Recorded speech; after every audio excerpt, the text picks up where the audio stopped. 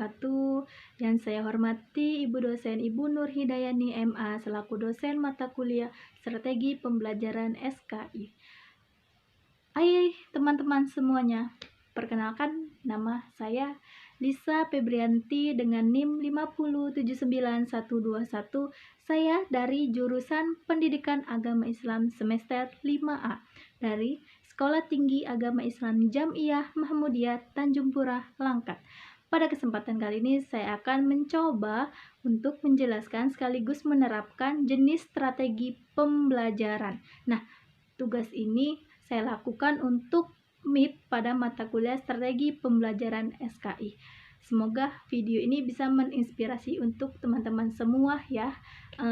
Oke, langsung saja simak video berikut ini.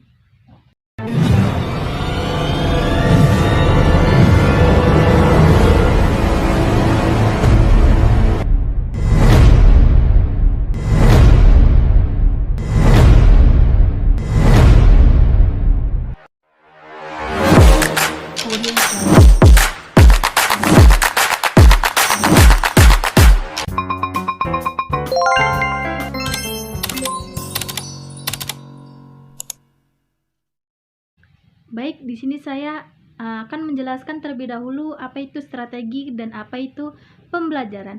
Strategi bisa diartikan sebagai siasat, trik, maupun cara. Strategi juga bisa diartikan sebagai suatu penataan potensi dan sumber daya agar dapat efisien memperoleh hasil dari suatu rancangan. Sedangkan pembelajaran yaitu adanya proses belajar mengajar yang memerlukan satu mata pelajaran tertentu yang akan dipelajari untuk mencapai tujuan tertentu juga. Jadi, strategi pembelajaran yaitu suatu cara yang dipilih untuk menyampaikan materi pelajaran kepada peserta didik dengan upaya untuk mencapai tujuan pembelajaran.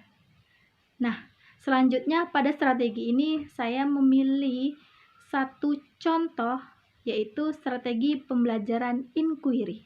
Strategi pembelajaran inquiry menekankan pada aktivitas peserta didik secara maksimal untuk mencari dan menemukan sendiri. Artinya apa?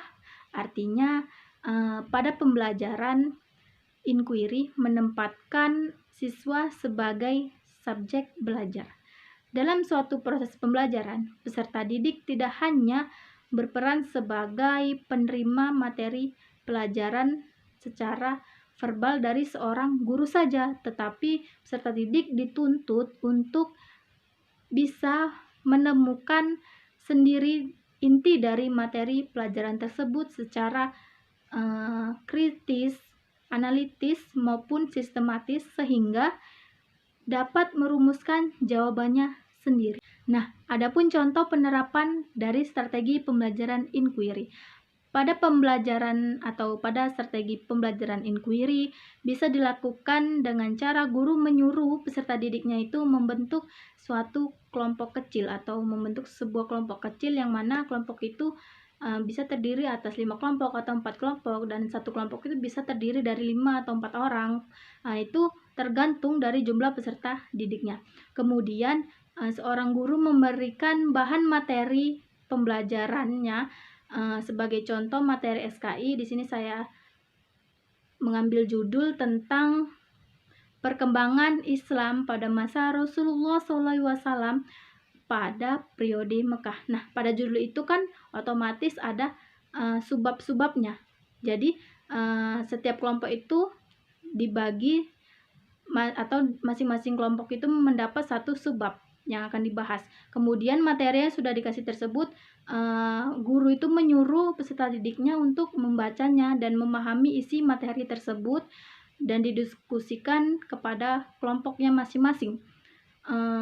Setelah itu, setelah didiskusikan, maka kelompok tersebut harus menyimpulkan atau memberi kesimpulan isi materi. Kemudian setelah selesai disimpulkan, tunjuk perwakilan kelompoknya untuk membuat pertanyaan, dan pertanyaan tersebut dikasihkan kepada kelompok lain dan pertanyaan itu harus dijawab. Nah, jadi itulah tadi cara menerapkan strategi pembelajaran inquiry. Jadi, strategi ini bagus jika seorang guru menerapkannya karena strategi ini menuntut siswa untuk berpikir kritis. Demikian penjelasan dari saya. Terima kasih. Mohon maaf apabila masih ada kekurangan atau kesalahan.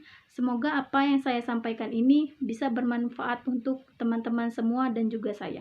Saya akhiri. Wassalamualaikum warahmatullahi wabarakatuh.